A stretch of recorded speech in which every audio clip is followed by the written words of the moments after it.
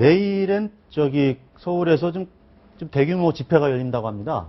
대규모 이제 추모 집회인데, 근데 그 유가족들은 참여를 안 하는 걸로 돼 있는데, 일단은 이제 다른 여러 단체들이 이제 세월호 추모 집회도 하면서 정부의 어떤 잘못된 대처, 그걸 비판하는 집회를 좀 대규모로 한다는데. 그렇죠. 인도의 네루 수상이 얘기하기를 정치는 국민의 눈물을 닦아주는 것이라고 그랬습니다.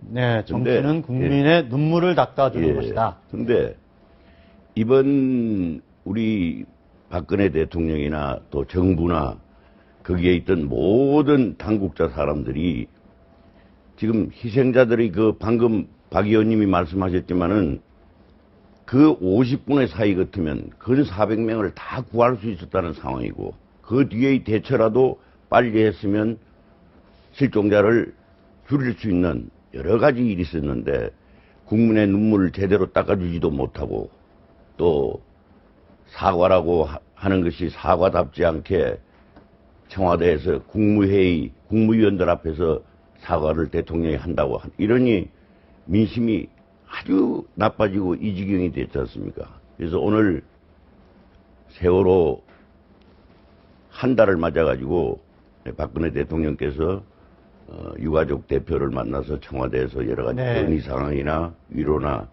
정말 눈물을 닦아주고 보듬어주고 위로하고 또 새로운 대책을 세우면서 새로운 국가의 모습을 보여주는 것이 진정한 이번 사태의 마무리가 아닌가 그렇게 생각합니다. 네, 아주 좋은 말씀이신 것 같습니다. 지금 이제 유가족 대표들을 한 10분 정도 청와대로 초청을 해서 지금 만나고 있거든요, 박근혜 대통령이. 아마 대국민담화도 곧 임박한 것 같은데, 그러면 짧게 대국민담화에는 어떤 내용이 좀 들어가야 된다 이렇게 보십니까? 지금 이화배께서 박 대통령의 리더십에 대해서 말씀하셨는데, 지금 취임해서 1년 3개월 됐지 않습니까? 예. 그런데 박 대통령을 지지한 사람들에게까지도 광범위하게 대통령이 너무 피곤하게 하고 있어요. 국민들을 너무 피곤하게 하고 있어요. 그걸 지지한 사람들에게까지도 피곤하게 하고 좀 짜증나게 하고. 이게 왜 그런가? 난 두 가지 이유가 있다고 봐요. 첫째는 본인이 헌법상 국가 원수인 대통령으로서 헌법 수호와 국민의 생명 안전을 책임지고 있다는 최종 책임자라고는 투철한 인식을 미처 못했다는 게 하나 있고, 두 번째로는 소통하는 데 있어서 일방 소통만 자꾸 생각을 해요. 그래서 내가 잘못했다고 얘기하는 것이 마치 자기 자존심을 손상케 하고 자기 지지율을 떨어뜨리는 것으로, 자기가 신뢰와 원칙을 스스로 허무는 것으로 하는 어떤 자책감 같은 걸 가졌기 때문에 호미로 막을 일을 하래라도 지금 못 막아가지고 이렇게 좀 그 시간 표면 허둥대고 있다 이거야. 나는 이거 정말 유감으로 생각해요. 그러니까 뒤늦게나마 헌법 34조에 국가는 재난을 예방하고 그 위험으로부터 국민을 보호할 책임이 있다. 그 책임은 누구냐? 대통령이 있다. 헌법 66조 규정에서 이걸 투철하게 인식했다고 한다면 처음 발생부터 지금까지 그렇게 허둥댈 필요가 없었다. 네.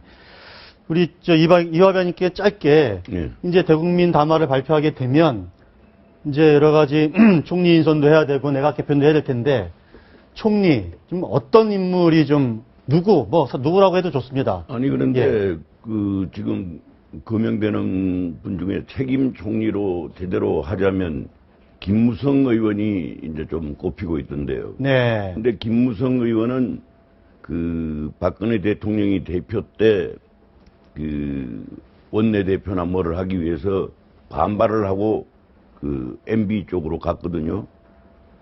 그래서 나중에 선거 때 막바지에는 와서 이제 총괄본부장을 해서 이제 기여를 했습니다만은 너무 강성이라는 겁니다. 그리고 또 그렇지 않은 경제통 윤정현인가 하는 재경부 장관 했던 분, 이런 분들은 윤정현 씨. 그런 분들 그런 데고 하는데 그분은 경제통이고 하지만은 내각을 전부 총괄하고 예. 좀 관리도 하고 예. 좀 힘도 있고 이 기강을 잡으려면 조금 책임질 총리 예. 뭐 김무성 의원이나 뭐 이런 분도 거명이 되고 있다 그런 생각이 듭니다. 네. 왜 우리 국민들은 이런 경우에 유비가 제갈량을 찾아내듯이 예. 유문왕이 강태공 찾아내듯이 뭐 그런 걸 자꾸 바라는데 예. 별 사람 없어요. 별 사람 없다고. 아주 가까이는 정부장 같은 분이 있지. 그러니까 별 사람이 없다니까. 우리 박 변호사님. 아니 제갈량이 도대체 예. 20대 젊은이야. 전혀 예. 검증되지 않은데 근데 소설 속에서 그 재밌게 묘사가 돼서 그렇지. 예. 다시 말하면 이 대통령의 자세와 의지 그것이 중요하다 이거지. 그러니까 네. 박 대통령이 처음에 총리 누굴 지명했어요? 김용준 씨입니다. 네. 이 법조계 내 선배지만은 예. 그다음에 정홍원 씨야 법조계 네. 후배. 그 두 사람을 선정한 이유가 뭐겠어요? 그 두 사람에게는 내가 좀 거북한 얘기 될지 모르겠으나 꺼놓은 보리자루처럼 넌 앉아 있어야 할 사람으로서의 책임자를 고른 거예요. 네. 그걸 지명할 때 이건 대독 총리를 고르고 있구나. 네. 모든 것은 내가 만기칠람 해야 되겠다. 그거 내가 딱 본 겁니다. 네. 조금 관심 있는 사람 볼 거 아닙니까? 그렇게. 그러니까 이번에도 뭐 김무성 의원이 아니라 마땅한 사람이 어디 있을 수 있겠어요? 그러니까 누구든지 간에 대통령이 뽑아가지고 그가 권한과 책임을 어느 정도 네. 위양하고 그것을 어떻게 소화할 수 있느냐 하는 능력만 있다고 한다면 그렇게 보면 인재는 얼마든지 있지요. 네. 김무성 의원은 이화백 네. 되게 보도가 됐습니까? 예. 알겠습니다. 네. 그래 키가 좀 큰데 네. 눈에 뜨여서 그렇나? 얼마든지 있어.